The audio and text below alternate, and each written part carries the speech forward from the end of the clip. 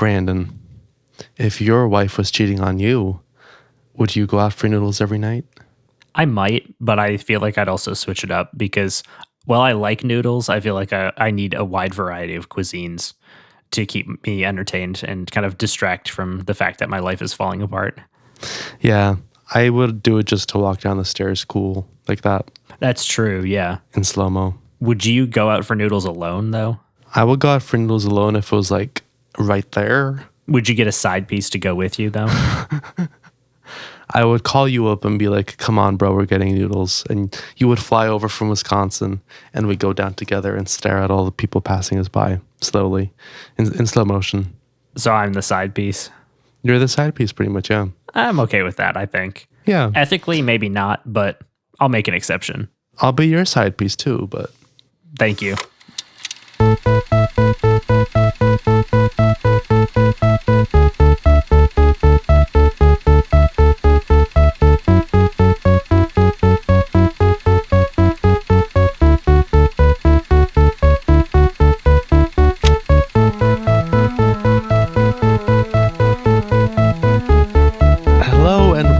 To the Uncultured Pop Culture Podcast. As usual, this be David. Who else be here? Brandon. There we go. I don't know why I decided to start that way, but here we are, talking about a movie and music as usual. I was going to describe them, then I realized I didn't know how to describe them, so I just said movie and music. They're both about love and cheating. That is true. So, what are your thoughts on love? It's cool. I like it. Those are my thoughts. And your thoughts on cheating? Boo. Down with cheating. Nice. I feel the same way. Yeah. What have you watched this past week? I've actually had time to go to the theater a lot recently. I saw 8 movies last month, which I'm very happy about because I didn't have time before.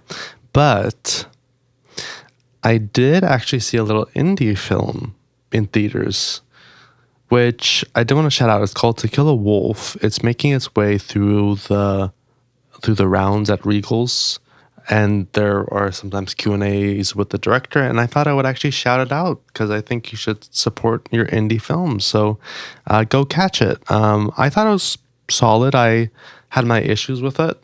I gave it a 3 out of 5, but I did enjoy seeing it, and I did enjoy listening to the Q&A and having a chance to talk to the director. So I recommend that if you're interested, you go watch it and support your indie movies. It's called To Kill a Wolf again, if you forgot. What's the brief description that you can give me? Pretty much, it's a reinterpretation of the Red Riding Hood fairy tale. Yeah, it's set in modern day, and it reinterprets it and kind of makes it about more adult themes. If you're intrigued, go check it out. In Regal Theaters, possibly close to you. Not at all. Probably like 5 states away. I'm in Marcus country. That's true. You got the really nice theaters, huh? Mm-hmm. Shout out Daddy Marcus. Daddy Marcus. I don't know if this was a thing elsewhere in Wisconsin or elsewhere in the Marcus reign in the Midwest, but every time somebody would see a movie in high school, you'd post on your Snapchat story Daddy Marcus and caption it that. And I don't know why, but that was just that was the thing that everybody did. You see, if people did that here with Daddy AMC or Daddy Regal or whatever, people would just make fun of them. It would be Mommy Nicole Kidman. That's true. And people would actually support that. So you know what? I take it back. Because she is mother. She is mother. She is mother, and she's the type of mother that will be watching movies is a magical experience. She'll say the whole spiel to you as your bedtime story or something, I feel like. If I was her kid, she'd have to start every single movie with her speech. Yes. And every single time she would do the exact same little head movement at the end where she's looks over at you. Because they are. But that leads me, even though it has nothing to do with music, but that leads me to the question, what did you listen to this week? Or watch? Because maybe you watched something. I watched our movie, but that was basically it. Oh, and I've been watching baseball. Big, huge shout out to the number 1 team in baseball, my Milwaukee Brewers. Just have to get that out there in case they go to the World Series. Ooh, support. So I listened to, I'm going to continue the trend that has been going on for the past few weeks of an album of the year coming out every Friday. And we got 2 this week. First up is Accelerator by Bad Sons, a little indie band from Los Angeles, California. And this is not their best album ever, but I do think it is really solid. This new album is very interesting, and I recommend it if you want some like feel good, summery indie rock, and especially some fall indie rock as we are approaching fall quite quickly. The second album is Willoughby Tucker, I'll Always Love You by Ethel Cain. Now, I have been on the wave of Ethel Cain before everyone else knew who she was. Classic me. She has experimented with kind of ambient soundscape stuff, which she did on her last, I guess it's technically an EP. And she's incorporated that into her regular kind of like dream pop sounds and like full songs. So most of these songs are pushing like 6+ minutes, and they are super slow and they invite you in. And I thought it was a really cool experience and highly recommend that if you want to spend a significant amount of time listening to 10 songs. Both of these are great this week, and I hope to continue this trend next week, but I don't think I will. I think I'm going to have to wait 2 weeks, unfortunately. And then my song of New Music Friday this past week, it wasn't in the real New Music Friday, but it came out and I really liked it. It's called Skin Black Porcelain by Pop Tropica Sluts. That's with a Z, and it's all one word and an exclamation point at the end. I don't even know how to describe this music. It's kind of rap, it's kind of pop, it's kind of post-hyper pop, and it's very fun and very weird. So if you want something that's just loud as hell, I recommend it. Hell yeah, sounds great. And that takes us to our album of the week. This is Ctrl by SZA. It was released June 9th, 2017 by Top Dog Entertainment and RCA Records to critical acclaim. This was her debut album after a few mixtapes or EPs, depending on the source, in the early 2010s, and it cemented her as a superstar in the contemporary and alternative R&B spaces. And then a little fun fact is we listened to the standard edition, but there is a deluxe edition that was released on the 5th anniversary in 2022. 5 singles were released from this album and are certified at the very least double platinum. And the album as a whole peaked at number 3 on the Billboard 200 and is certified 5 times platinum. So I would say this is a success. Wow. And then it has been on the year-end chart in the US every single year since its release, and has charted for over 400 weeks on the Billboard 200 and is still charting to this day. That is crazy, especially for a first album. Yes. Is that unheard of for a first album? I think it depends on the quality, but I would say overall, yes. Yeah. This is our first true R&B album, and I wanted to ask you, what do you know about R&B, and was this what you expected? And did you think you would like the album? I didn't really know what to expect because I haven't heard any of SZA's music before, to be honest, and I didn't know that this album was specifically R&B. I feel like it's kind of different from maybe the 90s R&B that a lot of people think of, like 80s, 90s R&B. I feel like the style is a little different. And that's definitely what I think of when I think of R&B. So in terms of the genre, it did feel quite different to what I think of as R&B, but I see how it's like an updated kind of version of it from the 90s. But yeah, I kind of went in not knowing what to expect because I didn't really know what the genre was. I didn't know, what SZA's style is. So I was very interested going into it. So this technically isn't our first R&B album because Banks' 3 was also R&B, but it's a lot more pop R&B. This is like R&B for sure, like contemporary and alternative. And some people will say R&B doesn't exist as a genre. I don't know. It originally was a way to kind of segregate the black artists from pop music and say, here, this is their own thing that they're doing. But I do think that there is a specific style of R&B, I guess, that is not just like confined to black artists. And it's definitely different than pop. I don't really know how to describe it very well, but it is something else. I will say that. I did want to ask, do you know what the letters in R&B stand for? Rhythm and blues. Oh, I see. Okay. That makes a lot of sense. Yeah, there's a few like acronyms in music that don't necessarily make any sense because R&B, like modern R&B is not rhythm and blues at all. Like it's much more influenced by hip hop and pop. So, a little background on SZA. Her name is Solana Rowe, and she grew up in Maplewood, New Jersey. She got signed to Top Dog Entertainment and released a few mixtapes that I mentioned before are also sometimes called EPs. They are C SZA Run, S, and Z. And then the EP A, which she had announced, was intended to be the next EP, but that turned into the album Control. Only 2 of the 5 singles preceded the album. They were Drew Barrymore in January and Love Galore featuring Travis Scott in April. In September of 2017, The Weeknd was released as a single. And in 2018, Broken Clocks and Garden Say It Like That were pushed as singles. Rick Rubin, a very famous producer that floats around the music industry. Well, I don't even know if he works on music anymore. But anyway, he's like a mentor and spiritual guide to a lot of musicians these days. He talked with SZA and said that less is more and inspired her to kind of edit down the songs to not be so huge and maximalist. And that led to her finding the sound for this album. Which I feel like you can definitely see in the production. Oh, absolutely. Yeah, this is a very minimalist, like especially the production is very minimalist. The album was recorded in Chicago and LA, and Love Galore was written in Carter Lang's mom's house in Michigan, which I wanted to shout out because I always love it when a like big song is made in just like somebody's house, or like it shows you that good music can come from anywhere and it's really about the people making it. It's like the stories of someone like, oh, I was on the can and I came up with this idea or something like that. Yeah. Yeah. I've not heard anyone call it the can in like 20 years, probably. That's pretty good. That's a throwback. Yeah, I'm stuck on the Double Indemnity episode still. It's in the can, baby. Yeah. Top Dog confiscated her hard drive, which was rumored to have up to 200 songs on it because she could not decide on any of them and kind of hated all of them, which I think is very relatable.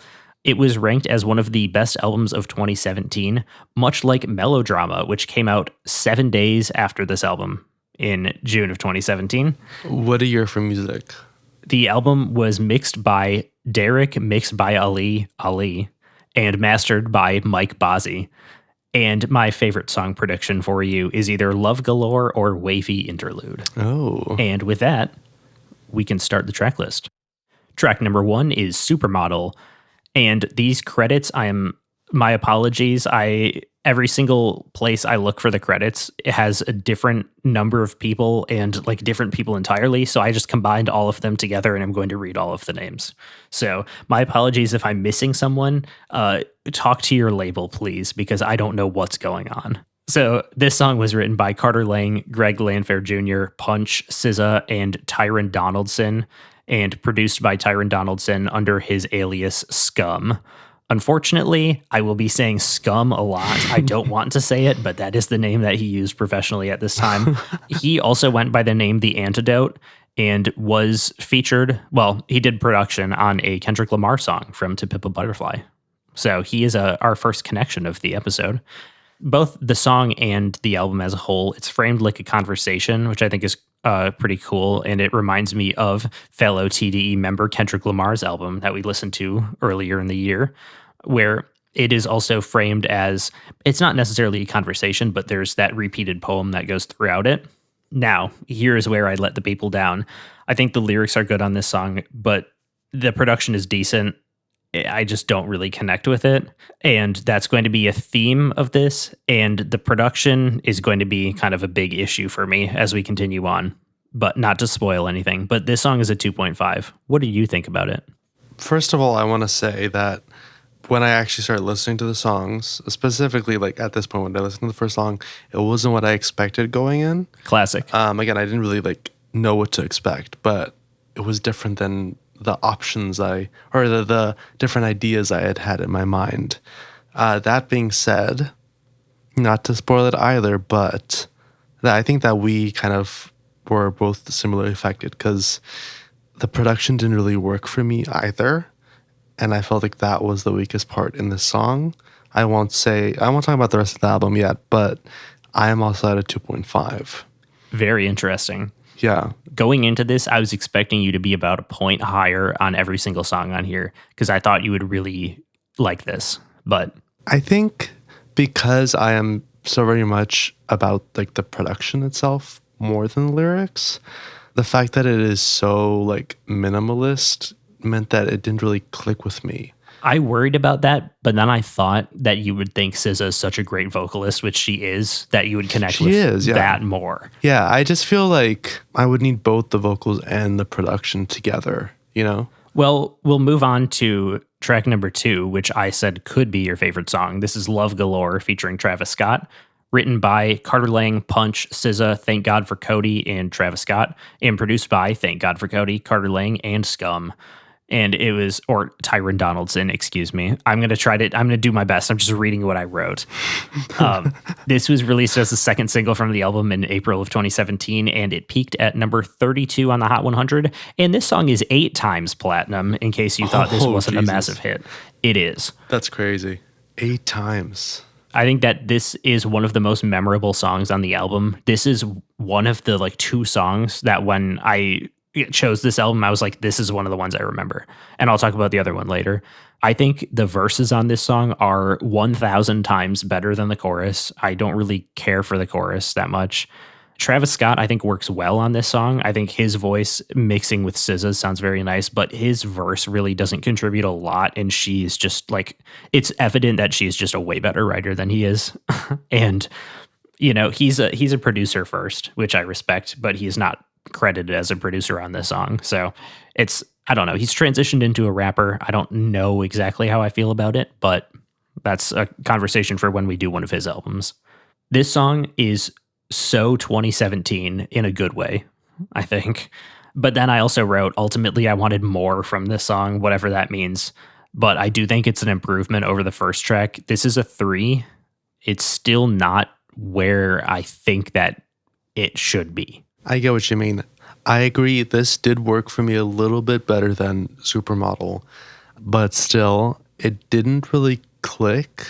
And again, I think for me, it was, you know, the minimalist production. I think it works better than Supermodel, but it's still not fully there. And I actually have the same score. I have a 3. We are in agreement. Is this your favorite? This is not my favorite. Do you go higher than 3?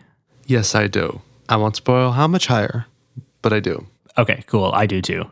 I'm very intrigued. First, we have to get to track number 3, Doves in the Wind, featuring Kendrick Lamar.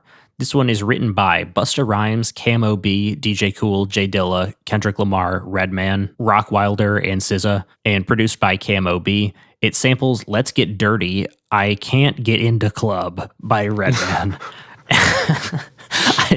Sorry, I love that name so much. Let's Get Dirty, I Can't Get Into Club. It's like the story of my life. And then it also interpolates Turn Me Up Some by Busta Rhymes. This was a promotional single with the album drop. It peaked at number 12 on the Bubbling Under chart, which is kind of like not great, you know, but it did something. But it is also certified platinum. So Wikipedia describes this song as an ode to vaginas, and it is about reclaiming the word pussy, which is mentioned over 25 times, they say. I unfortunately did not count. I definitely noticed that. Yeah, it's also about how men's relationships to women should be about more than just sex. The first verse has a reference to These Walls by Kendrick Lamar, which we listened to earlier in the year, which I think is pretty cool. He's also on this song, obviously. Yeah. And then I said the idea of this song is good, but the song is boring in literally every way, and I will never listen to it again. This is a 1.5 and is easily my least favorite on here. Ooh. First of all, when I was listening to this, somehow I didn't notice that it's literally said featuring Kendrick Lamar. So when he started singing, I was like, wait a second, that is Kendrick Lamar, isn't it? And then I looked and I saw. I also did want to say that I do like how it opens with like, they think you stupid. I think that is pretty fun. That being said, I agree. The production doesn't really work for me. Again, this is not to spoil it, but this is going to kind of be a running trend. And this is a 2.5 for me. I don't know. It just doesn't work for me. Not as much of a dislike for it as me. Yeah. And also, I don't think you're spoiling it. I mean, I think that saying like the production isn't that good is kind of like, I mean, I already said it. I spoiled it. So I would say like for future songs, spoiling maybe what I think about them too. Yeah, but we'll get there. We'll get there. We'll keep saying the same things, I guess. Exactly. Also, I never thought that I would hear a song with the word pussy in it that many times. Oh, that's amateur numbers. Yeah, we'll see. I'm ready. Bring it on. Track number 4 is Drew Barrymore, written by Carter Lang, Macy Stewart, Punch, Scum, and SZA, and it's produced by Carter Lang and Scum. I said at this point, I am truly bored by the production on this album. Once again, her lyrics outshine the other aspects of this song, especially I think verse 2 and the bridge are very good lyrically. And now I'm going to launch into my little thing that people have said.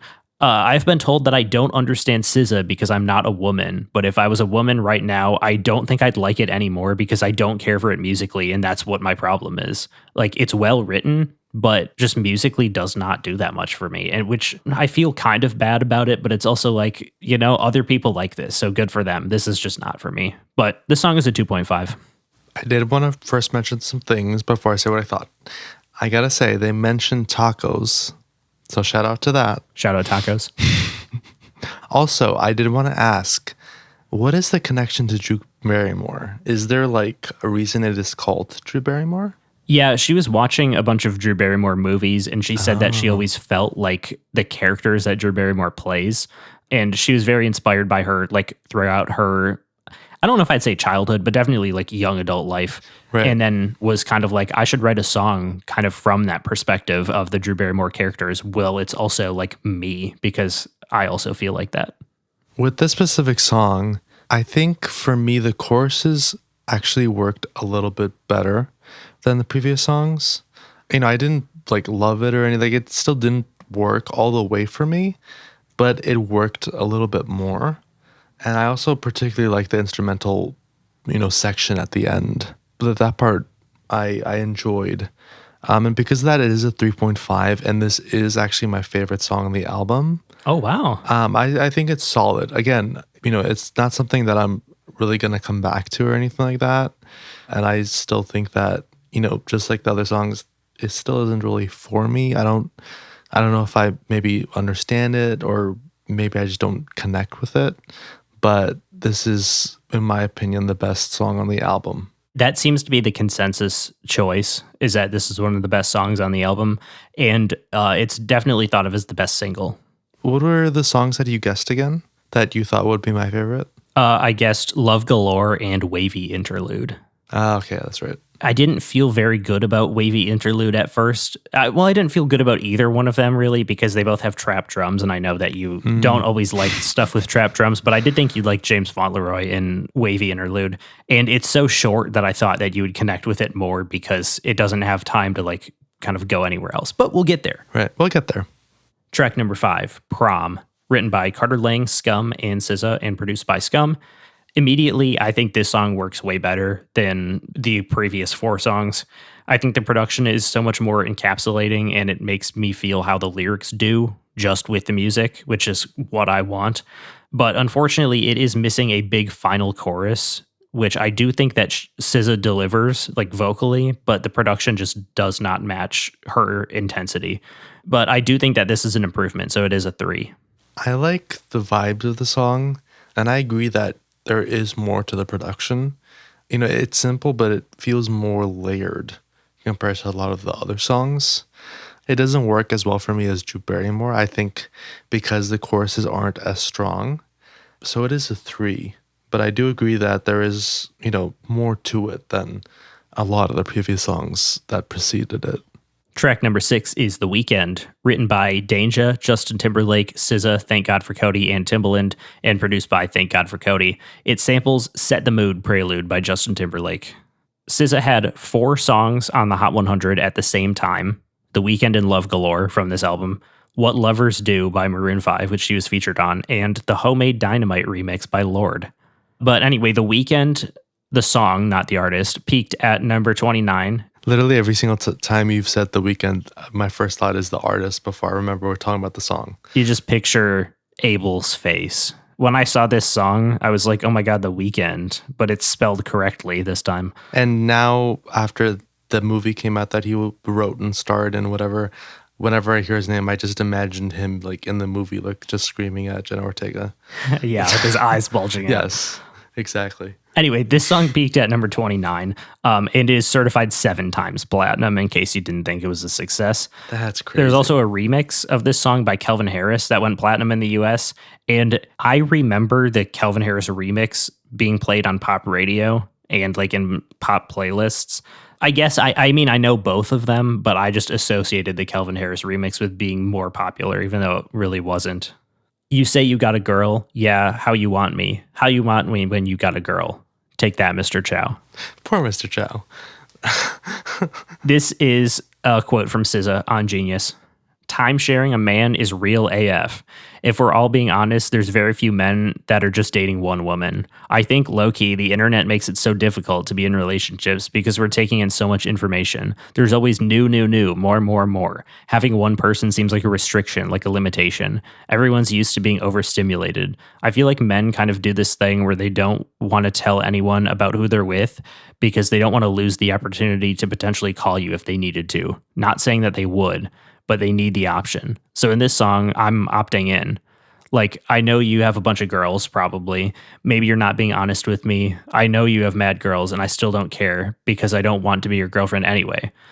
I'm not internalizing the way that you're acting as a disrespect towards me. It doesn't make me any less because you're not my boyfriend. And like, you're not her boyfriend, and you're not her boyfriend. You're just out here wildin'.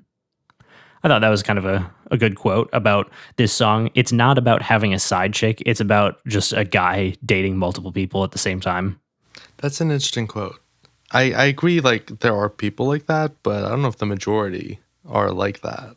Yeah. At least in my opinion. I mean, I can say I'm not. I don't think you are either. Yeah, definitely not. But maybe for that reason, I've never liked this song.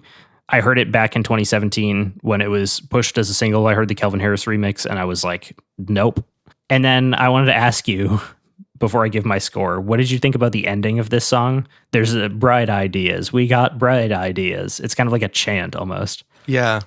I mean, everyone kind of knows that with some specific cases put aside, when there's a lot of repeating, it typically doesn't work for me. That being said, I noticed something happening with the songs in this album that was very interesting. I think because the songs didn't really click with me, I didn't really like them that much, but I, on the other hand, also didn't really hate them. And I think this is something that kind of we will see going forward, where they were all just kind of like, it's okay. Regardless of if they had maybe elements I didn't like or elements I liked more. Like I feel like because it didn't really connect with me, I also didn't have any very large negative reactions to the songs. Same way that I didn't have any large positive reactions. It was just kind of like it's in the middle. So because of that, I didn't really, the chanting kind of at the end didn't really affect my score or make me dislike the song more. I don't know, it was an interesting kind of effect of the album on me because I don't think that's ever happened before. I rated the song a 2. What did you give it? I gave it a 3, which is, my average score. It's kind of like a synthy production, which I think is interesting. It's different, finally. Go Gina. That's track number 7. Go where? Written by Carter Lang, Frank Dukes, Scum, and SZA, and produced by Carter Lang and Scum with additional production by Frank Dukes. Also, a little fun fact for you, Frank Dukes produced on Melodrama, which came out the next week. So we got another connection there. Oh. This song, I think, finally has a beat that matches her energy. And Gina is a reference to the character from the 90s sitcom Martin. I have not seen it, but that's who Gina is. And basically, just go, Gina. This is a 3. I've never even heard of that sitcom, to be honest. I don't have much to say. And I feel like a part of that is because of what I was talking about in the previous song, where because so many of these songs didn't really connect with me, I kind of had the same feeling from all of them. This is a 3. Again, I think it's, it's fine for what it is. The production just doesn't really work for me. Track number 8, Garden, Say It Like That, written by Beckon, I believe, Bekon. The E has an accent over it sometimes. No clue.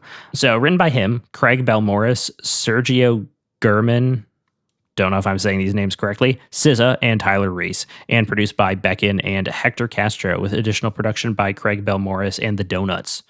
This song did not chart on the Hot 100, but it did get certified 3 times platinum. I think that this song has a really good chorus, and it kind of works for me. and we get a full-on trap beat. And I'm going to say it again. This still does not go hard enough for me. It's still hitting harder than the rest of the songs, and it's still missing like that next level, I guess. But this one is a 3.5. It's not my favorite, but that is the score that my favorite will get. Based off what you were saying in the beginning about how, I'm forgetting his name, but the person that kind of acted as her mentor. Rick Rubin. Yeah, it's interesting how you talked about how he told her to kind of go with the less is more route, because it was during this song where I noted that every song has the same very, very, very minimalist production. And I wrote down this note where I said I kind of wish that even if the whole album wasn't not minimalist, I wish that at least some of the songs were. And I do kind of wonder what would have happened if she had gone maybe a little bit more maximalist or just mixed it up a little bit more. I do wonder if I would have liked it more, if it would have worked for me. So that's just like the note I had written before I even knew that, he had told her that maybe she should do less is more. And I think this is a good instance of she should be trusting her gut. That was her initial reaction, is to go all out on this album. She talked about recording like a ton of harmonies on everything. For me, that would have elevated this to a new level. I think for me too. Because it's like the melodies, they're often interesting. It's just, there's nothing to support it. Yeah, that's how I feel. I don't want to say I'm glad you feel the same way, because I did want you to get more out of this album than I did. Yeah. But yeah, I mean, at least I'm not alone. I'll say that. Yeah, we're not alone. Track number 9 is Broken Clocks, written by Carter Lang, Daniel Caesar, Frank Dukes, River Tiber, SZA, and Thank God for Cody, and produced by Thank God for Cody and Frank Dukes. It samples West by River Tiber and Daniel Caesar. It peaked at number 82 on the Hot 100 and is certified 6 times platinum. It was a promotional single the week before the album, but it took until January of 2018 to be sent to radio, and it was only on Urban Contemporary Radio, which I think is kind of interesting, and kind of explains why SZA was kind of under the radar for a lot of like pop-focused people. She kind of like came out of nowhere in a lot of people's minds, but she really didn't. She was just doing R&B music on R&B radio. So I think the verses are solid on this song, but the chorus is not very good. But I will say it again, I think SZA is at her best when she has trap production. Maybe that's a bias because I like trap production, especially in R&B music. But I think that those songs, it just has a little bit more of the oomph, like it hits more. And that's what I want.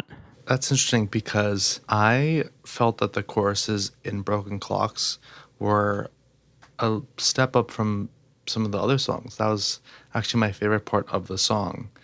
I feel like that made it work for me a little bit more, to the point that this is a 3.5 for me. Did you give your score? I don't know if I did. It's a 2.5. Yeah, so I feel like it worked more for me. Like Drew Barrymore, although Drew Barrymore is my favorite song. I prefer that over this. Track number 10 is Anything, written by Carter Lang, Donna Summer, Giorgio Moroder, Pete Bellot, Peter Wilkins, Scum, and SZA, and produced by Scum with additional production by Carter Lang. It samples Spring Affair by Donna Summer. I don't have much to say about the song other than that I think it's an improvement from Broken Clocks and that the outro is kind of dreamy and fun. This is a 3. I'm at the point in the album where I don't really have anything new to say until we get a little bit later. Literally exactly what you said. I don't have anything new to say. It's a 3 from me. Nice. Track number 10, Wavy Interlude, featuring James Fauntleroy. Written by James Fauntleroy, Lucas Prophet Plass, SZA, and Thank God for Cody, and produced by Thank God for Cody and Prophet. James Fauntleroy is a connection to Pimp a Butterfly as well. We have the TDE people sharing their writers and features a lot, and I think that's pretty cool. It's like a community of people. It's more than just a record label. This should have been a full song, and I think it goes pretty hard. This is a 3.5. Oh, is this your favorite song? It's not. Ooh, okay. I'm trying to think of which one would be, but I have no idea. So I'm not even going to try and guess. Literally, one of the notes that I wrote down for the song is, I still don't get the point of interludes. I genuinely don't understand why every album, or almost every album, has an interlude. It gives you a break in between other songs, and it's generally an idea that you don't want to develop into something full, I guess, but you still think is good enough to put out. I just feel like so many of them have not worked. Then again, maybe they just don't work for me. So I think this is fine. Again, same reaction as with most of the songs on this album. I like kind of the dreamy vibes in the beginning, but it still doesn't really click for me. It's a 3. Damn, I was wrong again. You can't win them all. Now, I should have thought that your favorite would be the consensus favorite, because you also have done that. When I can't pick a favorite song for you, it's often the one that most other people think is the best song. That is true. I'll remember that next time. Track number 12 is Normal Girl, written by Carrington Harris, Carter Lang, Punch, Scum, and SZA. It's produced by Carter Lang and Scum, and it interpolates Controlla by Drake, which I did not catch at all. And I know that song. I don't think this album doesn't deserve praise. I'm sure it's amazing to the people who like it. I cannot find much that sets it apart from basically every other R&B album that I've heard. This is a 2.5, this song. That was just kind of the only note that I could think of. I don't really have anything else to say about this song. It's just kind of there.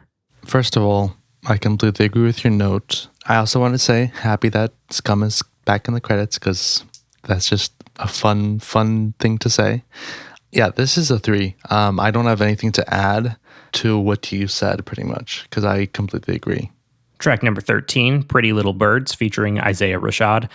Written by Carter Lang, Isaiah Rashad, Joseph Lineberg, Scum, and SZA, and produced by Carter Lang, Scum, and Joseph Lineberg.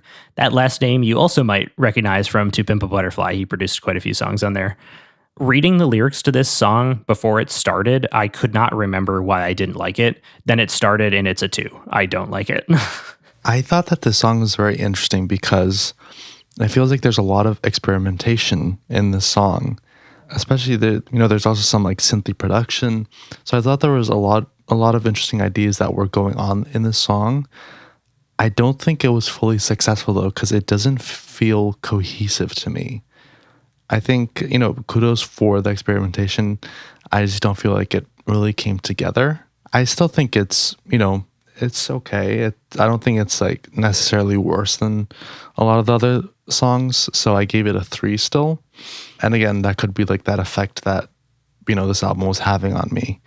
So yeah, it's another 3 for me. And now I know what your favorite song is. I was going to say, in case you haven't guessed it, track number 14 is 20-something, written by Carter Lang, Scum, and SZA, and produced by Carter Lang and Scum. I listened to this album when it came out in 2017. This was the only song I liked from it when it initially came out, and it was the only one that I listened to after listening to the album that first time, and I still do think it is the best song on the album. It's a 3.5. I am sorry if this is the Black Sabbath effect. It might be, although I think the first song on the album is also kind of similar with just the guitar and her singing. But this one works for me because it forces you to focus on the lyrics, and it doesn't need more. Like, it doesn't necessarily feel like it's missing anything, in my opinion. A lot of the other songs feel like the lyrics are good and then the production is just kind of lacking. But this one feels like the production is kind of on par with the lyrics because it's not asking for anything else. Yeah, so this is my favorite. We at least end the album on a high note. What did you think? Did you like this one? So I had the same reaction to this song as with most of the songs, to be honest. It's also a 3 from me. I do think that it is a solid closing song. I think it fits. And I did like the music portion at the end quite a bit, which I feel like that was kind of a trend. Maybe because I was like, I feel like there's more production to it in some way. But yeah, it's ultimately a 3. It didn't really catch my attention, didn't really fully click. Now, I have a question that I already know the answer to, but I wrote it down thinking that I would know the answer to it by the time we got here, which is, does the minimalist production work? I say no. I agree with you. I can see how it would work for people, but for me, it doesn't work at all, to be honest. I feel like there's nothing to like grab onto to like pull you in. It feels like her vocals are unsupported, which I think is sad because I think, she does have a very, very good voice. She is a very, very good singer. And I think there's a lot of interesting things going on in like the themes of the album, but it ultimately feels so unsupported. It doesn't pull you in, or at least that's the effect it had on me. I agree with that 100%. And I will say, Since this album has come out, she has released another album, which was huge. And then she released a deluxe edition of that album, which added like another 20 songs to it. On that album, I had way more songs that I connected to because the production is so much better. And interestingly enough, it's a lot of the same people that she's still working with. Like she threw in a few extra like new names. Like I feel like they just had a better vision for that album than this one. Yeah, which makes you wonder if she had done the same thing here, would it have worked better? Yeah, I don't know. Now I'm going to ask you a question that might be a little bit sad. What do you think about R&B? Because this is your first, like, I guess, exposure to contemporary and alternative R&B.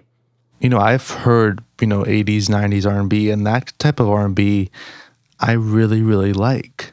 So if for instance, if I'd gone into this song knowing that this is R&B, I would have expected to, really love this album. That being said, I think that this style of R&B doesn't really work for me if it is so minimalist. I could see how if it wasn't so minimalist, it would work better for me. I do feel, though, that the 90s R&B is something that I connect with more. Will you listen to any of these songs again? Honestly, I don't think so. Maybe I would return to Drew Barrymore, but even then, I feel like it didn't connect with me enough for me to really come back. Yeah. Would you? I mean, I do listen to 20-something, and I might end up adding the other two 3.5 songs to a playlist, but I'm not like super compelled to. Yeah. I feel like I rated them a 3.5 because they were better than the other things, which were kind of all sitting around that 3. And I was like, I need some way to distinguish that this is better. I don't know if I fully believe it. It might be more of a 3.25. What did you rate it? So, I mean, I gave the album the same number I gave most of the songs. I think everyone probably guessed that I did based off what I gave all the songs. It's a 3. I can't really add something that I haven't already said about specific songs. I don't think it's for me. I'm happy that people, connect with it and get enjoyment out of it, but it just doesn't work for me. You pretty much covered everything I was going to say. I was wondering if it would be a 3.5 because you'd recognize her artistry, but I do think that the production kind of, I don't know about overshadows it, but like the lack of production kind of makes it feel like not as good as it should be, if that makes sense. I would say that listening to it, you can hear that, yes, she's a very, very good vocalist, and you can see... And she's a good writer. Yeah, she's also a good writer. You can see that in the songs. I think the reason why I maybe didn't add half a point for that is because I think to me it kind of felt like she was holding herself back in some way with the minimalist production. And I wish that she let herself just go more with what she wanted, go more maximalist, go over the top even, because I think that would have been more interesting. I feel like the reason I didn't maybe add that half one was because it almost felt like she was holding it back by trying to make it more minimalist, which is why I gave it a 3 instead of a 3.5. I totally get that. And I also gave this album a 3. I contemplated with giving it a 2.5 just because I feel like, because of what you were saying, because she was holding herself back. So I guess it's more of a pity 3 than I believe this fully 3, because I think if it was anyone else, it would be a 2.5. But I do think that she is really talented, and this just didn't come together in something that works for me. But I will say, if you are interested, the song I really like by her is called Shirt, and it was a single. When I think of SZA, that's the song I think of, and it's a lot more fun, I guess, and the production, even though it's not really about a fun topic, the production is just so much better, and it matches her energy finally. So yeah, so this album I really wanted to do because I was curious if you'd have a different reaction than me, and I feel like it fits the theme of this movie pretty well. I think that thematically it does, and weirdly enough, stylistically it also kind of does. I was going to say that. I kind of feel like it does. It does and it doesn't. It does when it comes to the storytelling of the movie, but it doesn't when it comes to the visuals. The visuals are like her vocals. Yeah, exactly. There we go. I guess that brings us to the movie.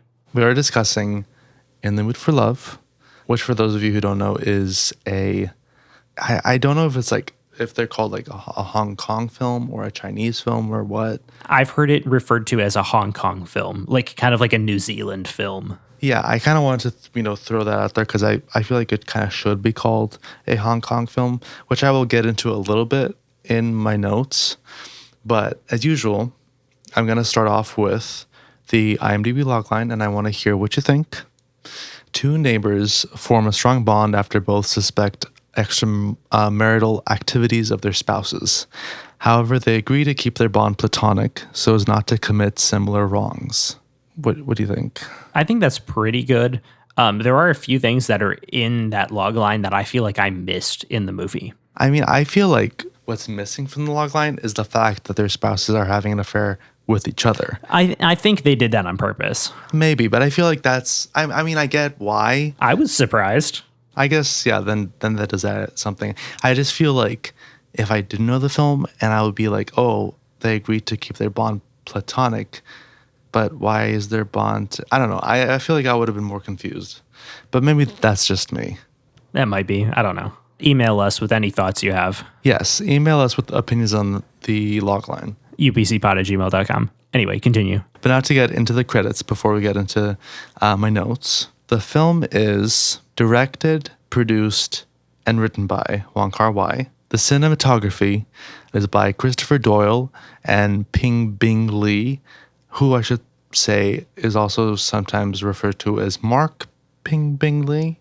I don't know which one, he prefers, so I'm just throwing both of those out there. The film is edited by William Chang.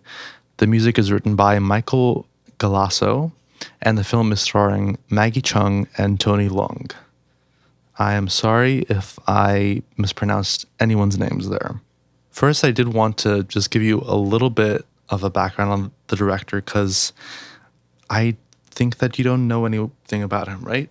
And you haven't seen any of his films. Correct. Yeah. Wong Kar-wai was born in Shanghai, and then he moved to Hong Kong as a kid, and he grew up there during the 60s and the 70s. And the 60s in Hong Kong specifically was quite an influential time on him. He made a name for himself as part of the Hong Kong New Wave, and this is why I wanted to call the film a Hong Kong film, because this kind of wave of cinema from Hong Kong was, specific to the city of Hong Kong and the filmmakers coming out of it. That movement, went from the 70s to the 2000s. It was seen as, kind of their golden age because a lot of filmmakers were releasing films and kind of being discovered, getting a lot of acclaim. And Wong Kar-wai was one of those. He made a, name for himself with movies like As Tears Go By, Days of Being Wild, Happy Together, Chungking Express, which is, I believe, his most acclaimed and known film with this. I would say that and In the Mood for Love are his two big movies in terms of the most well-known and the most critically acclaimed, although across the board, he is acclaimed. He also did win Best Picture at Cannes for Happy Together, which I thought should be noted. But after the success of Happy Together, which was in some ways surprising, considering that it was, even a success in Hong Kong, even though it was about a gay couple, which, at the time was obviously more taboo, I guess you could say.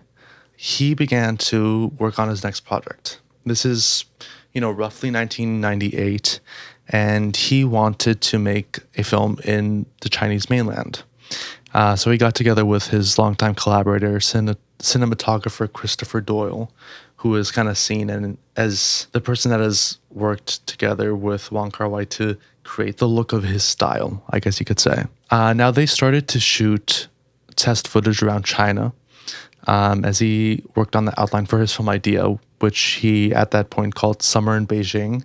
And I did want to note something. Wong Kar-wai had kind of developed a way of filmmaking where he would not have a script going into production. Instead, he would have a rough outline and he would flesh out the film during production using improvisation, working with the actors. So it was very much kind of experimenting as you are filming to find out what the film is, to find the story, even with the rough outline. obviously this method had worked for him, but it did prove difficult in getting funding, because if you don't have a script, people are going to be like, why should I give you money? How do I know that this is going to work? There were also some other difficulties in terms of potential political sensitivities. I think his own political sensitivities, which made filming in mainland China maybe not the best. I'm not saying that he was against or for anything. I just saw that there were possibly some, something to do with politics that got in the way. That being said, by this point, he had already gotten Tony Leung and Maggie Cheung to agree to be in the film, and his outline was pretty much composed of 3 stories, which is something he had done in his other films. I mean, Chungking Express is like 2 stories that are kind of connected, but they're also separate at the same time. So this is something that he had done before. But as he was developing this outline, he ended up pivoting from having 3 stories in the film to just 1. Specifically one that would follow a man and a woman sharing noodles and secrets, which you can sort of see how that developed into this. Now, this kind of allowed him to do something that he had been wanting to do for a while. He had been wanting to make a sequel to one of his earlier films, Days of Being Wild, but that hadn't been that successful at the box office, which meant that a lot of people didn't want to fund it. So he kind of found a way of getting around that due to the fact that both Maggie Cheung and Tony Leung appeared in Days of Being Wild but never met in the film. So he realized that he could continue their stories in a standalone sequel and have them actually meet and, develop that into a new story. And this kind of extended into another film because due to the way he worked with improvisations, a lot of ideas that were thought up during the making of this film weren't used and were actually used to create 2046, which is a standalone sequel to this film. So he has this sort of trilogy of films that are about the same characters, but are their own like separate little stories, which I thought was very, very interesting. That's really cool. And I would be very curious to see the other 2. I haven't seen them either, but I do really want to watch them because I'm very curious. And the title of the sequel to this film, 2046, comes from the name of his hotel room in this film. So if you look at it, that's right. Yeah, it's on the door. Now, I did want to say that he did get inspiration for this film, along with the idea he had first come up with during his outline, from a Japanese short story called Intersection by, and I am so sorry, but Liu Yi Chang, which is about a man and a woman who often pass each other on a stairway but never converse, which is like 30% of this film. And so he decided to go back to Hong Kong and set the film in the 60s, which again was a very nostalgic time period, considering that was his childhood. Filming was, as is very typical for his films, long and very, very difficult. Again, as I said, he kind of would discover each film as he shot it. So because of that, shooting, quickly ballooned. And his initial idea going into shooting had kind of been a more fun film about a cheating couple. And that progressed to the more melancholy, portrait of 2 people being cheated on in the final film. And so because he kind of went that transition, a lot of time was spent on shooting and then reshooting scenes in different places, coming up with ideas on the spot, stuff like that. He also wanted things to look very specific because of his memory of Hong Kong in the 60s. And so his perfectionism kind of resulted in the production getting longer and longer as he tried to find locations that would work well with his, what he knew to be the 60s in Hong Kong. And as he focused on very, on all the details, he actually had to shoot some scenes in Bangkok because Hong Kong was so different in the 90s compared to how it looked in the 60s. The actors also had some difficulties with, the amount of improvisation they had to do. Chung seemingly struggled more than Leung because Tony Leung had, at this point, worked with Wong Kar-wai in, I believe, like 3 films. So he was more used to it, while Maggie Cheung had worked with them once before, I believe. They also, didn't know the time period as well as Wong Kar-wai, partially, I think, because they were younger than him and had kind of grown up in a rapidly changing Hong Kong. And also Maggie Cheung had partially grown up in the UK. I want to say the costumes. You probably noticed the costumes in this film. They also made things quite difficult for Maggie Cheung because she had to go through 4 hours of makeup, hair, and costuming every morning. I was going to say her hair looked crazy, and I don't think, I was like, I've never seen anyone with that hair before. While I was watching this film, I was looking at her hair and thinking to myself, how does someone achieve that? I was trying to figure out wait, does it bend here and then go here? Yeah, so you can see why it took so long. Yet another unrealistic beauty standard for women. 4 hours on your hair every morning. What can I say? I mean, it was worth it. I just hope that women don't think that that's attainable in everyday life, Now, because of the prolonged production, Christopher Doyle actually had to leave because he had prior commitments. And Mark Lee Ping Bin, the other cinematographer, he was brought in to replace him. Now, both are credited equally, and some scenes were partially shot by both. So, you'll have both cinematographers' style, which I feel like typically would be a big problem because different people shoot things different way. And a lot of people have said, oh, you can tell which parts. I personally disagree. And there are quite a few people that also disagree with that because they say that, their cinematography was kind of blended by Wong Kar-wai's own style, which I completely agree.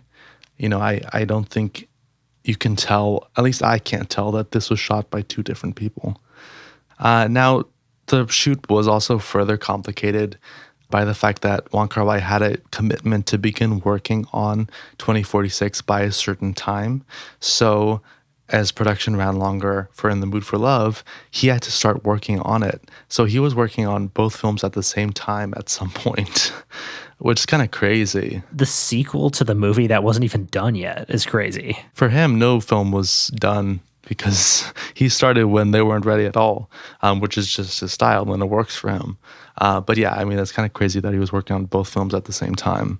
Do you want to guess how long production ran for this film? Well, you said a long time, and I don't want to guess too long, but I'm going to say 140 days. Production ran for 15 months. 15 months? 15 months, over a year. Jesus Christ. Yes. I was thinking my original guess was 250, and I was like, that's going to be too high. I should lower it. Whoa. Yep, it's even higher than that. It literally ran up to 2 weeks before the film's premiere at the Cannes Film Festival. How the hell? Yes, 2 weeks That's before. crazy. Okay, also, was this shot on film? This was shot on film. So you are editing this, physically? Yes. Up until... That's wild. Insane. And to that point, Wong Kar-wai started editing the film during filming because there was so much footage that he knew that he had to get started early. So he started working with his editors to edit the film while he was filming. And he was cutting the film as the Cannes Film Festival got closer and closer and closer, to the point that the director of the festival, who I believe that year was French film critic Gilles Jacob, but he called Wong Kar-wai and encouraged him to finish editing the film. He was like, please get this film in. We want it. He also offered some constructive criticism on the title. Now, in Cantonese and Mandarin, the title is different from the English title. It's roughly translated to Age of Bloom. Now, Wai had decided to call the film something else in English. He had decided on Secrets, but the director of the festival felt that it was not as distinct as the film that Wai was making. So he said, I think you should choose something else. And Wai eventually settled on In the Mood for Love after hearing a cover of a 30s song called I'm in the Mood for Love that was first sang by Francis Langford and written by Jimmy McHugh and Dorothy Fields. Now, there was so much to edit that on the morning that the film was premiering, Wong Kar-wai was still doing last minute things like editing the subtitles. So this film was literally finished hours before its premiere. And even then, it was the premixed version. So it was shown in mono instead of with, its final audio. It's crazy. As I said before, it did premiere at the 2000 Cannes Film Festival. It was nominated for the Palme d'Or. The film that won that year was Dancer in the Dark by Lars von Trier, which I haven't seen. I don't even really know what the consensus on that film is now. I know Lars von Trier is kind of there's a mixed feeling towards a lot of his work. So, but in any case, it was still nominated. It also won Best Actor for Tony Leung, and it won the Technical Grand Prize.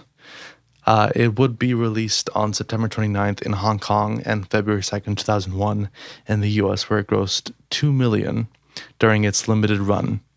And its total box office was $16 million on a $3 million budget, which is pretty good. That is good, and also $3 million for 15 months of shooting is crazy economical. Yes. The film was also released in the US. Its limited release was by Focus Features, which had agreed to distribute the film after seeing just several minutes of the footage. Because at that point, Wong Kar-wai was just still editing it. I did want to note something. I did want to talk about what he had done in the edit before I get into the rest of the release. Obviously, there's so much footage, right? And he shot so much and he explored. So there's all these scenes which are kind of him exploring the story. When it came to the editing room, he decided that he wanted to distill the film to its core. So he cut out large chunks to kind of strip it down to the relationship between the two main characters in the 60s. And he had actually filmed some scenes that took place, farther in the future than you see in the film. He had even shot scenes where you see the faces of the cheating husband and wife, who in the film you only see passing through a frame quickly here and there, or you hear their voices. So he had actually shot all this stuff, but he decided to cut it, which I thought was important to mention. And I want to see what you think about that when we do get to the film. Now, the film got critical acclaim from audience and critics alike. It won a bunch of awards at the 2001 Hong Kong Film Awards. Or I should say it got a lot of nominations. It didn't win that many because that was the same year that Crouching Tiger, Hidden Dragon came out, which is also a fantastic film and considered one of the best films ever released along with this film. So it was kind of like two titans battling it out. Now, Focus Features pushed to get the film nominated at the 73rd Academy Awards. It did not receive a single nomination, including in Best Foreign Feature, which incidentally Crouching Tiger, Hidden Dragon also won, which I do think is deserved also, although I don't know if it's deserved over this film, but I'm kind of running ahead of myself. Now, regardless of what it might not have been nominated for, this film has gone on to probably be Wong Kar-wai's most well-known and acclaimed film, although some people would say that's Chungking Express. It's kind of like those two. And in many ways, this film kind of serves as the best example of his aesthetic style, too. Aside from just his filmography, it's seen as one of the best films of all time, as well as a crowning jewel of the Hong Kong New Wave movement. And it's gone on to influence people like Sofia Coppola and Barry Jenkins, other very well-respected filmmakers now. Wong Kar-wai, after this film, didn't release that many other films. He released two, that being the sequel, 2046, and 2013's The Grand Master, and then seemingly, retired from filmmaking for a while, although he has just, I think 2 years ago, released a TV series. So, who knows if he will kind of come back to directing again. And I did want to end with the fact that Maggie Cheung has said herself that she realized that this film was most likely the best thing she was ever going to be in, and decided in 2013 that she would retire because she felt she would never top this film. Wow, that's crazy. I know. And with that, I want to know what you thought. I did want to say I was very interested to see what you would think, because I know this is one of your first foreign films, right? We watched Parasite, which set the bar extremely high, I must say. That is very true. It set the bar extremely high for foreign and for Asian cinema. I think just cinema in general, too, you know. I mean, yeah, that's true too. But with that in mind, I was very interested to see what you would think. I watched this on HBO Max, and it is the Turner Classic Movies edition of it. So there's a woman talking for 4 minutes at the beginning of it and spoiling the entire thing. I don't like to know what the film is about or anything. Like, I don't want to see anything from it before I go in, especially with this podcast. I just want to be like have no thoughts, and we're going in straight away. So that was kind of annoying. Well, I feel like this is also the type of film where it benefits you not knowing anything about it going in. You know, I feel like this is that type of film, kind of like After Sun, where it's kind of important to go into it not knowing what it's about. So I went into this after muting her and going on my phone. I went into this, and then I ended up taking some notes in the few commercial breaks. There weren't too many in this one, I must say. It also is a pretty short film. So yeah, I wanted to start with the beginning of the movie, which is very interesting because there's a lot of fade to blacks momentarily, and then fading back into reality, which kind of like separates the two stories. I thought it was pretty disjointed, and it was like almost a whiplash of like, we're going from one thing to another thing, but we're punctuating the fact that we're going to multiple different things, which I had not seen done in, I guess, other cinema. You know, it's usually just kind of like you're used to going back between perspectives, but this is like drawing attention to the fact that they're two separate perspectives, which I thought was unique. I have a quote here from the movie, obviously in English. "I wonder what I'd be like if I wasn't married, maybe happier." I really loved that line. I thought that was the only line I wrote down from the movie, but I think that that's a really great quote, and it's kind of like captures this kind of like sad, melancholy vibe about the movie. And I feel like it captures some of the themes of the film, not all of them, but some of them for sure. Now, this is where we get into some criticism of it. I said, why don't they just agree to be happy and fuck everyone else? This is kind of the 60s aspect of it, the Hong Kong aspect of it, where there's this societal pressure. And after a while, I started to be like, okay, I get there's the societal pressure, but like your husband and wife are off doing whatever, and you guys are just like, we should be good though. I don't know if you have to be good. That's kind of my, I don't know. I get why they did though. I mean, I feel like it was also partially not stooping down to that level. At least that was what I always took from it. Although I should say I never really thought about the societal pressure part of it, which is also true. Yeah, I definitely got that with their landlord, I guess she would be technically, kind of being like, where are you going? Why are you out so late? Are you single? Where's your husband? Like all that kind of stuff of the, we're always watching you. Yeah, which I want to say, like, so many cultures also have like those ladies that are like, where are you going? What are you doing? What the heck? You're like, why are you coming in so late? You got to eat more. Eat with us. Like stuff like that. I always love her character. Most of the time we just call them our parents. Or your grandmother. True. Yeah. Yeah. I also wanted to note something about the shooting. They shoot at probably the same amount of locations as other films, but they always shoot from the same angle. And it feels like you're kind of like repeating the same, I don't know about day, but it's very interesting. It's like the whole film is like a cycle almost. Did you like that or did you dislike that? Both. I haven't really decided. It's very unique, and I feel like I have to see it done more to kind of. It kind of worked for you, but then it kind of didn't. Yeah, I think it does work for me in the fact that it's like this is the visual language of the film. It's very interesting, but then also I have to say some of the camera movements broke whatever that rule is, where it's like cut the room in half and then you can only shoot 180. From 180. Yeah, that's what I thought it was, but for some reason I was like, it's the 360 rule because it's the full room. Anyway, there were a few times where it broke that, and it was like a little confusing, which obviously it's going to because it's like this kind of, it's supposed to be kind of weird. Which I did want to say for the audience members who might not know what that is. It's generally this idea that you cut the room in half on a line that kind of cuts through both of the characters. So that way you stay on the same side, because if you go to the other side, it becomes confusing to the audience member. That's the best explanation I can give without like visual aids. If you want to learn more, I would say Google it. Now, I have to say this because I said it about After Sun. I could go without the end of the movie and the explanation that the era is over. I felt like that's kind of a cop out. I didn't really need to know that. I kind of got that from the movie and like trust me a little bit, you know. Ultimately, I like the idea of the film and the bittersweet tone more than I actually liked the film itself. And I felt like there was kind of a major piece that I was missing throughout the film. And I kind of like went through and like reassessed it. And I was just kind of like, I don't know. Like there was something that didn't feel fully realized. And I don't know if that's because it wasn't like fully written. I don't want to like speculate too much, but that who knows? TCM called this the most romantic movie.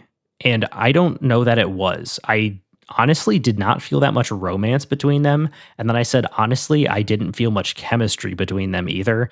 And I don't know that I liked the acting all too much of the two leads. I feel like Really? they are probably good actors, but I felt like the romance aspect of it and the way they kind of reacted to each other's presence didn't work for me.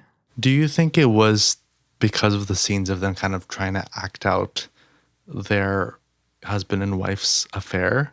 I don't know because I did like that. I thought it was super unique, and I've never seen Right. a film just kind of launch into that without any explanation. And I was like that kind of took me by surprise, and I was like, this is something new, Right. So I did like that. I just felt like some of the romance, and obviously like they're not supposed to be like romantically involved. That's like the whole thing is like they're not going to stoop to the level of Right. their cheating spouses. But I do feel like there was still a little bit of that kind of like will they, won't they missing for me, at least. I do want to say one last thing. I think you're going to give this a 5. Now, explain why you're going to give it a 5, please. Okay. So, okay, let me just throw this out there. I'm going to give this a 5. I see a lot of what you're saying, even if I don't agree with most of it. The first time I saw this was during COVID, and I saw it, and then I immediately like rewatched it a couple of days later. And I think that's because of how effective it was for me personally. I did want to start out with, I do think that this is a very romantic film to me. I feel like maybe a reason why it didn't feel romantic to you was because it's not what you consider romance in the sense of, it's like a couple getting together. It's very much, two people refusing to get together time and time again because of, their sense of right and wrong and stuff like that. So I do wonder if maybe that's why it didn't feel that romantic to you, because it's certainly, I feel like it's a very different type of romance compared to what is more typically romantic. Western romance. Yeah, pretty much Western romance. Well, I feel like it's also just the tone of the film and the fact that these are people that feel like they should not get together, even though they want to. And to that point, I feel like the performances do convey that to me. And they are two performances that I personally do love, especially Maggie Chung. I think this is, I haven't seen any other performances, so I can't say this is her best performance, but just watching it, I feel like this is a fantastic performance. I feel like she is particularly like captivating, even with just the way that she moves. I do wonder if your impression of the film would change if you saw it again. I'm very intrigued to see how your opinion would change. I think my big problem is not so much them being actors. I think it's them being actors together.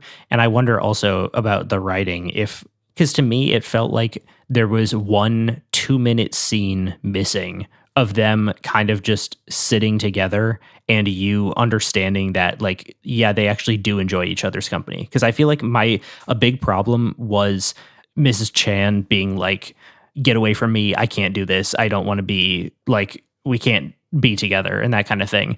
And I felt like it was so much of that kind of explanation that we missed out on some of the like more, I guess, positive, intimate moments between them. I don't know. I can definitely see that. I feel like for me that came through in moments such as when she's just lying down and he's working on his cereal, as in like the thing he's writing, not cereal that he's eating.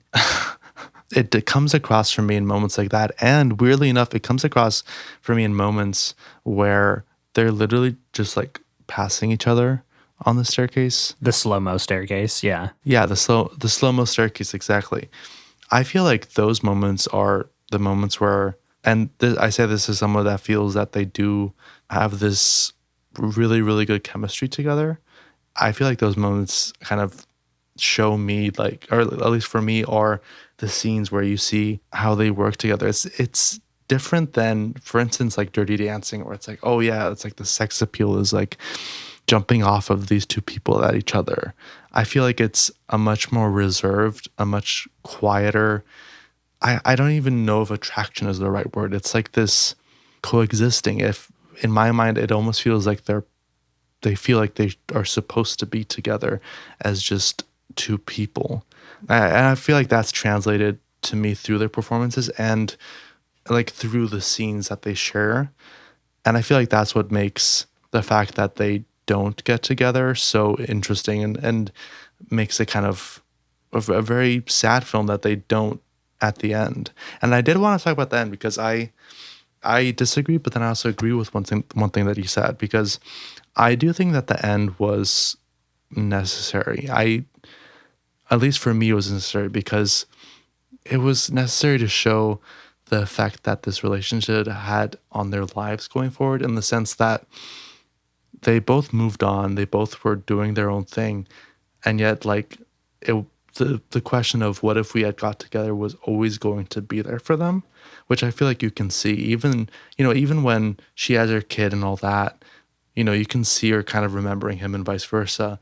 And I feel like that question is always going to be there for them. And I feel like that's why you really need those last several scenes of them in the future. I think that part works better when it's just like the year later and you kind of see, or the few years later when he gets back from Singapore and you see that, like, that's the part I don't have an issue with. I have an issue with when he goes to Thailand or when he goes to Cambodia, excuse me. But I think that also speaks to the same point, in my opinion, where he kind of can't let go of it. Like, that thought is so deep in his mind that he has to go and tell a secret into the hole. I feel like that is almost like the most necessary part for his character at the end of the film, where he can't like get over like what might have been, which in my mind makes that one of the most important parts of the film. I did want to say the part that I do agree with is what you said about, kind of the footage that's like, oh, it's the end of an era, the French are like in Cambodia. That part, that was unnecessary to me, because you do totally get that this is a different era just by the way the film is shot and like the cost, like it's obvious. So that part I always felt like wasn't really necessary, but I do feel like that last scene is very, very important. I also wonder if it was kind of a thing where I had already kind of reached, I don't know, the end of the main story, and I was just kind of like, all right, that's it. I don't care anymore, That I could guess. also be it, yeah. I mean, because I feel like that happened with After Sun as well, where it's kind of like, all right, something interrupted my viewing experience, and now I'm just kind of like, yeah, all right, well, let's finish it up. I think is maybe why I do wonder if you would have a different reaction upon rewatching it. I will say that this is not something that I intend to rewatch again, just because I didn't. Which is valid. Yeah, I just didn't really care about it, unfortunately. Which, I mean, I kind of wish I did more, but not everyone's going to be a winner for me, Right, which is also okay. I feel very similarly about this album as I do with this movie, which is like, if other people think it's great, that's great. It didn't work for you. It doesn't do anything for me, really. And that's fine, Like, I'm not going to say this is bad. We kind of paired it perfectly for you, where you had the same reaction to both pieces of media. Yeah, and I also did want to say, somehow we have gone this entire time without talking about the cinematography, which I think is the best part of this movie. It is beautiful to look at. The cinematography and the costumes, specifically like the dresses. Especially hers. Yes, her dresses are crazy good. Her dresses are so good that I wish that I was a woman wearing dresses just so I could wear those sometimes, like when I watch this film, because they're stunning. So many different colors and so vibrant as well, and it like fits the mood Yes. of each scene. Like I thought that was really well done. The costumes and the cinematography are the most like stunning parts. They jump out at you the most, even though I think the story is also, but I know we disagree on that, but I think you can see why this film is famous for its aesthetics, based off the cinematography. And this film, like, I feel like this style has been copied with like the slow motion and the colors. And I did want to say, so, I mean, obviously watching the film, there's the beautiful colors that are used. There's, all the red that's used specifically like in that hallway leading up to his room, with like the billowing red, I guess, curtain. That has always been one of my favorite parts of the film, the cinematography and the costuming. So it's very sad to me that several years ago, Wong Kar-wai went back and recolored the film for the 4K release, and he added this green tint to the whole thing. And I haven't watched the full film like this, but I have seen clips, and in my opinion, it ruins the whole film because it adds like this weird green tint to where everything just looks green now. I assume that was not the version I watched. I'm guessing you watched the same one on HBO. It's because also I have the DVD. The thing is, he did that specifically for the 4K release of the film on DVD. So because of that, the Blu-ray version that I have and the version that you watched on HBO Max is the original color of the film, which I don't understand why he changed it. He said that's, what he feels like the film should be. I'm no, great director, but I personally disagree because I feel like the colors in this film are some of the most beautiful parts of it. And I think it's a shame to just cover them with like a green filter or whatever was done. I'll show you the recolored things if you want. Like, it's kind of crazy how it like changes the film in a not good way, in my opinion. Yeah. So I did want to throw that out. But yeah, I commend both cinematographers, especially because like it's seamless. You can't tell this was shot by two different people. Absolutely. Which I do think is the director like putting his aesthetic into it. So you gave this a 5. So I give this a 5. What was your score? 2.5. Wow. You're going to make a lot of people angry. I feel like. That's fine. Yeah, which is fine. I've already made him angry with my SZA. That's true. My and SZA I take, also did them too. And opinions are opinions, and everyone's opinion is valid.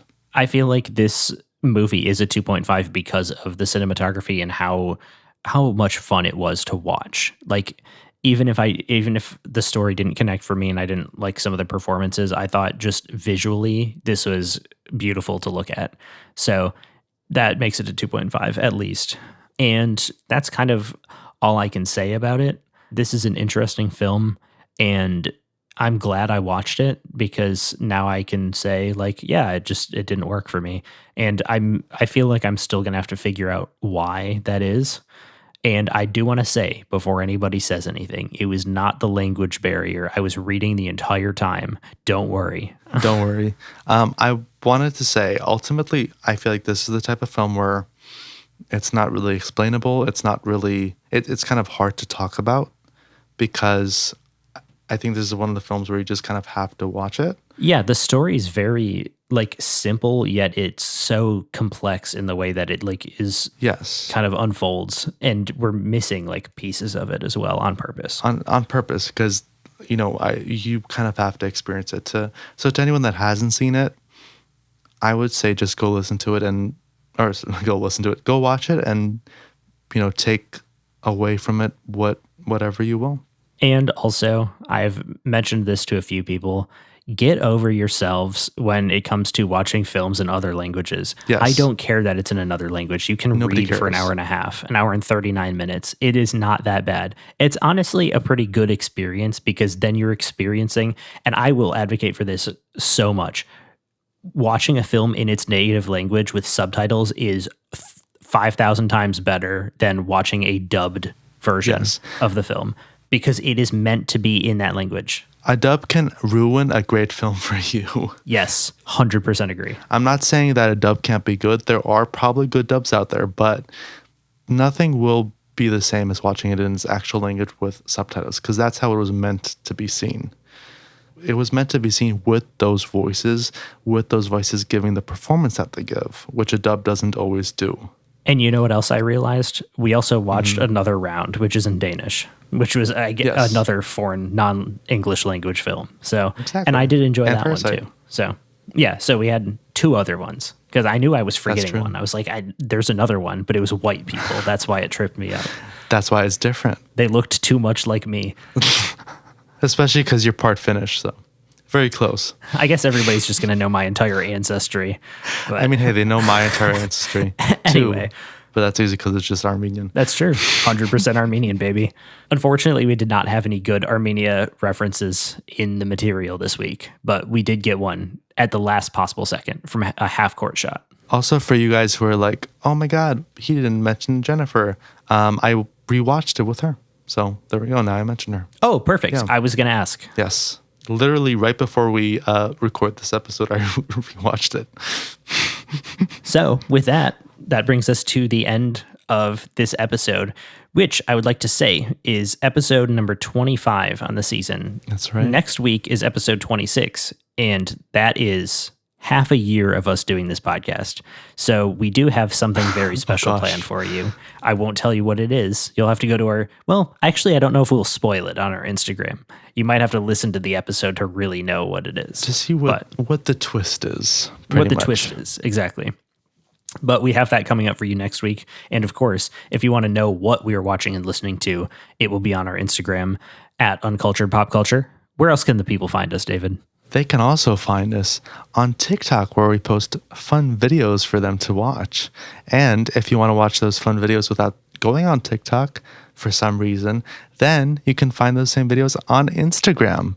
Where else can they listen to our podcast? Everywhere. And you can find out about all of those places from our link tree, which is linked in the description of this episode and on our Instagram bio. And if we ever get enough followers on TikTok, hint, hint, you should follow us, we will be able to add a link to our bio on TikTok, and you can find it there as well. That's right. And of course, send us an email, upcpod@gmail.com, if you have any questions or complaints about this episode, or if you feel the need to tell us that we're wrong. And you can spam us as much as you want about that. Where can they see our reviews, though? I mean, how are they supposed to remember what we talked about? Very good point. I completely forgot about that. Rate Your Music and Letterboxd. We are both on there, and you can follow both of us. You can find the links in our link tree again. And I think that might be it, Brandon. I think that covers it. So with that, we shall see you next week for the Halfway Point, episode 26, a very special episode. Goodbye. Goodbye.